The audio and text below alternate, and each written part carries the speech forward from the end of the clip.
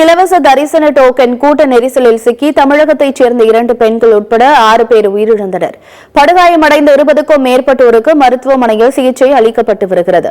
திருப்பதியில் இலவச தரிசன டோக்கன்களை வாங்க கவுண்டர்களில் பல்லாயிரக்கணக்கான பக்தர்கள் குவிந்தனர்.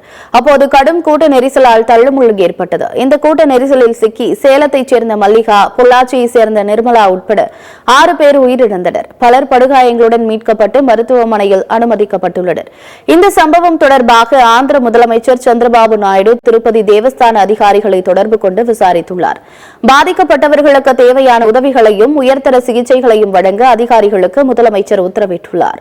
மேலும் திருப்பதி கூட்ட நெரிசல் தொடர்பாக ஆந்திர முதலமைச்சர் சந்திரபாபு நாயுடு தலைமையில் திருப்பதியில் இன்று காலை உயர்மட்ட ஆலோசனைக் கூட்டம் நடைபெறவுள்ளது.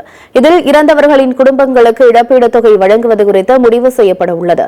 மேலும் கூட்ட நெரிசலில் சிக்கி பாதிக்கப்பட்டவர்களையும் முதலமைச்சர் சந்திரபாபு நாயுடு நேரில் சந்தித்து ஆறுதல் கூறவுள்ளார். இந்த நிலையில் திருப்பதி கூட்ட நெரிசலில் உயிரிழந்தவர்களுக்கு பிரதமர் மோடி இரங்கல் தெரிவித்துள்ளதோடு காயமடைந்தவர்கள் விரைவில் குணமடைய பிரார்த்திப்பதாக பதிவிட்டுள்ளார். திருப்பதி கூட்ட நெரிசலுக்கு அதிகாரிகளின் அலட்சியமே காரணம் என முதற்கட்ட விசாரணையில் தெரியவந்துள்ளது. முன் அறிவிப்பு இன்றி கதவை திறந்துவிட்டதே கூட்ட நெரிசலுக்கு காரணம் என்று திருப்பதி மாவட்ட ஆட்சியர் தெரிவித்துள்ளார். இந்த விவகாரத்தில் அலட்சியமாக செயல்பட்ட டிஎஸ்பி மீது உரிய நடவடிக்கை எடுக்கப்படும் என்று தெரிவித்துள்ளார்.